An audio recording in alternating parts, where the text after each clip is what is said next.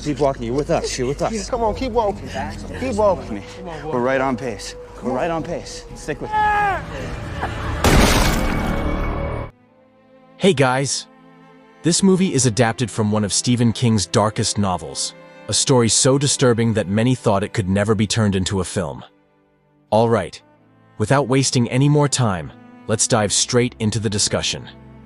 And as always, if you enjoy this channel, don't forget to subscribe so you don't miss any more awesome videos from latest movie stories.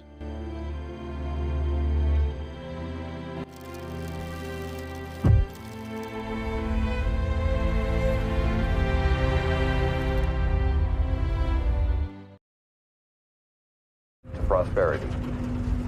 We pray for the poor that tore this great nation apart. We continue our nationwide recovery. The story begins in America, under a harsh and oppressive military government. It centers on Ray Garrity, a young man traveling with his mother to a military headquarters. His goal? To take part in a deadly walking competition known as the Long Walk. The contest promises an irresistible reward, a massive cash prize and one granted wish, whatever the winner desires. Although his mother strongly opposes the idea, knowing her son's life will be on the line, Ray remains determined to join, even though his true motivation still remains a mystery. What really pushed Ray to take such a crazy risk? Was it the promise of a huge prize? Or something far more personal hidden behind every step he takes? Chocolate chip, your favorite. Thanks, Mom. You brought the baseball? Yeah, I know. It's gonna be okay.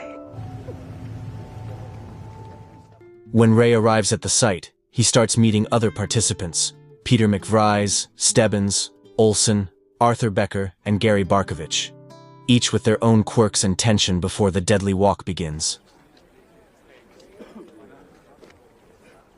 Pleasure to meet y'all. Stebbins? Jesus. Oh, Yeah, all right, fine by me. I don't give a shit. Soon after, the organizer appeared, a stern, commanding man known as the Captain, the absolute authority of this deadly event. With a cold look, he inspected each of the 50 participants one by one, making sure everyone followed orders. Each walker was then fitted with a special tracking collar, a small device that would monitor their steps and heartbeats. Number 19. The rule was simple. Once the walk began, there was no Sanders. turning back. Number 19. Among them was Stebbins, contestant number 38, a quiet, mysterious boy who, as it turns out, had a secret connection to the captain himself. No one really knew what it was, but everyone could sense something off about him. Once everyone was ready, the captain stepped forward and reminded them of the main rule. They must keep walking along the designated route. No excuses, no stopping. If their pace dropped below the minimum speed, they'd immediately receive a warning. 3 warnings, and it's all over. It sounded simple enough. But everyone knew that in this competition, even a single misstep could mean death. Boys, product. We will be number 1 when this is broadcast for all the states. Your value of work ethic. If a walker slowed down for more than 30 seconds, they would immediately receive a warning. 3 consecutive warnings meant only one thing: execution on the spot. However, if they managed to keep going for 3 straight hours without another mistake, all previous warnings would be cleared, giving them a second chance to survive. The most terrifying rule of all: only one person could win this deadly march. That lone survivor would receive the grand prize, a huge sum of money, and one wish that could be granted, no matter what it was. The captain made it clear that this annual event was broadcast nationwide, celebrated as a symbol of the country's strength and discipline. And for the winner, it would change their life forever, if they lived long enough to see it. World again! Moments later, the captain raised his pistol and fired into the air, marking the start of the long walk. The 50 participants began marching, watched closely by the rumbling military vehicles following behind.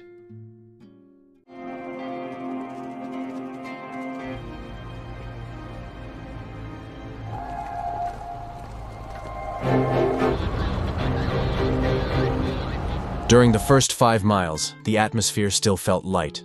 The walkers could still chat, eat, and even crack a few jokes along the way.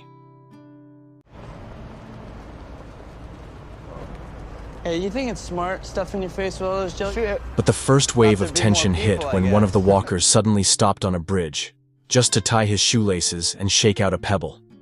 Instantly, he received his first warning. That tiny moment changed everything. The crowd that had been joking moments ago suddenly fell silent, realizing that even the smallest mistake could mean death. From that point on, every step felt heavier, every breath a reminder that hesitation could be fatal. As the miles went on, they began sharing why they joined the competition.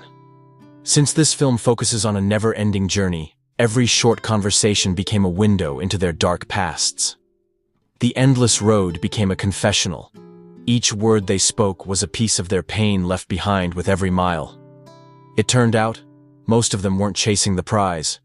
Many had broken lives, lost everything, out of options, and saw this deadly walk as their final gamble, a last shot before giving up completely. Some even confessed that walking felt easier than living another day in their cruel world. Behind their laughter and casual talk hid pain, despair, and the desperate drive to keep walking no matter what. Some joined out of poverty or pure hopelessness about the future. To them, walking in the long walk seemed better than dying for nothing. In short, most of these participants were people cornered by life itself, taking a mad risk for even the slimmest chance at survival. Their worn-out shoes, trembling legs, and hollow eyes said more than any words could. All this suffering was born from a nation ruled under martial law. Citizens silenced, freedoms stripped away, and anyone who dared to think differently erased. In such a world, joining the long walk wasn't a choice. It was the only way left to live, or at least to die with purpose.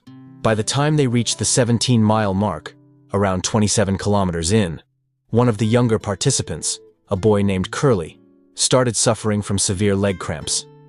Panic instantly spread through the group as everyone realized that this was no longer just a test of endurance, but a fight for survival. One of the walkers finally collapsed and died, marking the first recorded death in the race. The echo of the gunshot lingered in the air, chilling everyone to the bone. The others were struck with shock and fear. Some were filled with regret, others sank into grief, while a few secretly felt relieved that one more rival was gone. It was the first time reality truly hit them. This was not just a game, but a slow march toward death. Amid the brutal march, Ray received a brief spark of hope when a little girl by the roadside cheered him on with a smile, holding out a small handmade sign with his number. For a second, he almost forgot where he was. But that moment of warmth quickly faded when another contestant suddenly began to convulse, foam spilling from his mouth, his body finally giving in to exhaustion. The soldiers aimed their rifles once again, ending another life as the rest kept walking in terrified silence. After several contestants had fallen, the atmosphere grew heavier. The tension was almost suffocating. Everyone now truly understood that death was no longer a possibility, but a certainty waiting ahead. By the 25th mile, desperation began to twist minds. Some walkers started playing dirty, provoking, mocking, and taunting others, hoping to push their rivals into anger or exhaustion faster.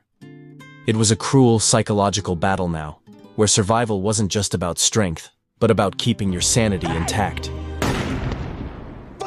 Amid the tension, their bodies started to break down. No sleep, hunger, thirst, and the urge to relieve themselves. Every step was pure torture. Here when it happens, you fucking piece. One of the participants eventually lost control, unable to hold it any longer, and ended up defecating while still walking. It was a disturbing moment that showed just how inhumane and degrading this deadly competition truly was.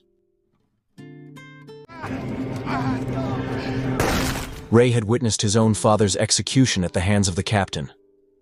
That moment burned deep into his soul. Winning. The long walk meant earning one wish, and Ray intended to use it to demand justice. The march continued. The distance grew longer, their bodies weaker, and the sanity of several participants began to crack under the unbearable pressure. Oh, fuck! Warning, 47. You've been dozing for hours. By the time they reached around 170 miles, the signs of madness had started to show. One night, Olsen finally broke.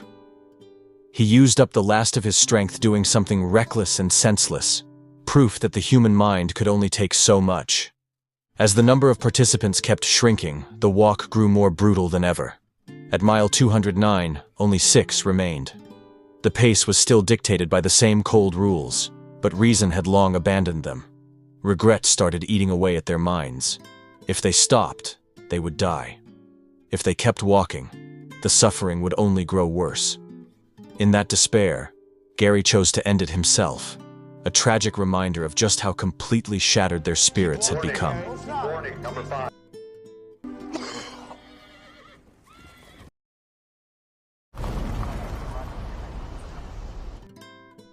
By the time they reached mile 278, only 5 walkers remained.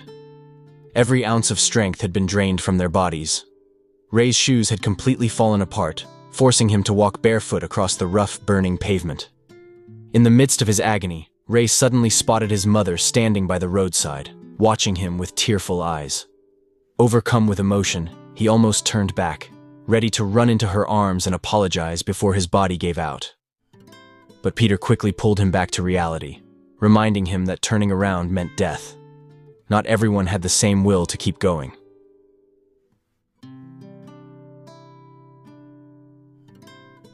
Parker, who had completely lost all hope, made a desperate move.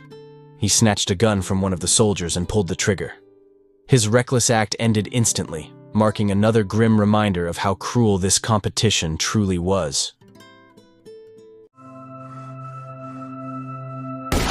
That night, Arthur Becker finally reached his breaking point. His legs trembled, and every step felt heavier than the last. Realizing he couldn't go any farther, he turned to Ray and Peter with tears in his eyes and handed them his numbered tag. He pleaded softly, "Please, give this to my grandmother.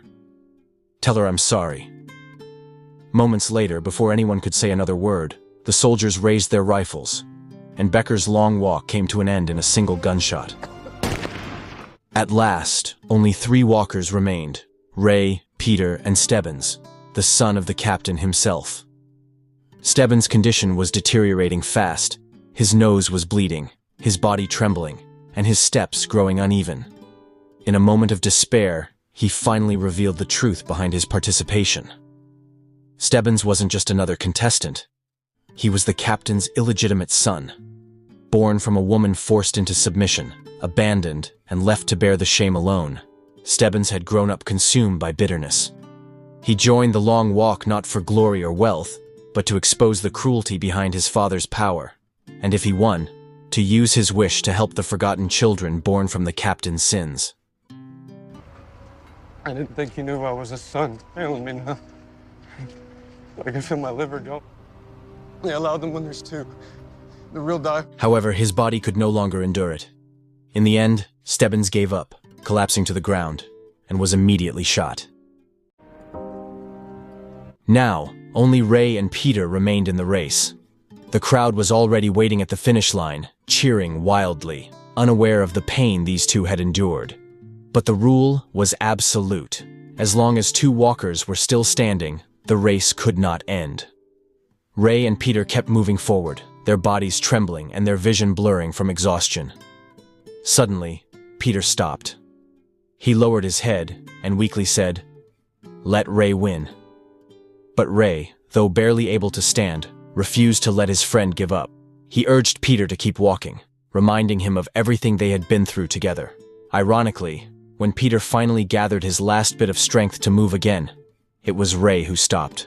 With a faint smile, he chose to sacrifice his victory for Peter, knowing that one of them had to survive. And with that, Peter was declared the official winner of the long walk, while Ray collapsed with quiet dignity, his final act marked by courage and friendship.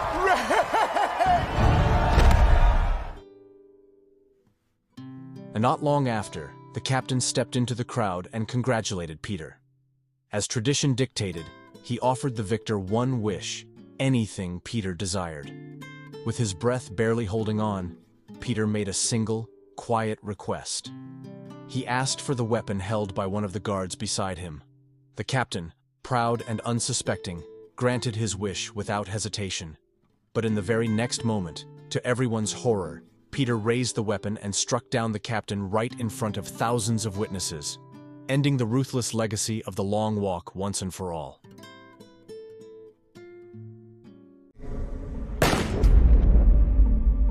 The deafening blast marked not just the end of the race, but the fall of a brutal regime that had ruled through fear and suffering for years. Peter didn't want the prize, nor the power that came with it. He only wanted to end the nightmare known as the Long Walk. As the crowd stood frozen in silence, the weight of what had just happened began to sink in. For the first time in a long while, the people saw the possibility of change, born from sacrifice, not victory. And with that final act of defiance, the story comes to an end.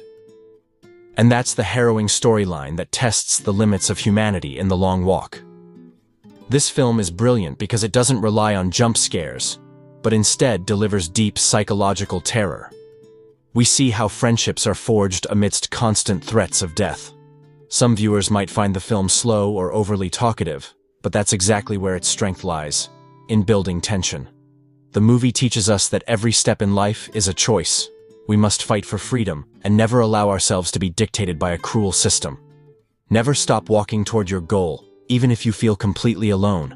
Every decision, no matter how small, can change the course of your life, just like in The Long Walk. Write your thoughts in the comments below. And don't forget to subscribe for more survival film reviews. Bye.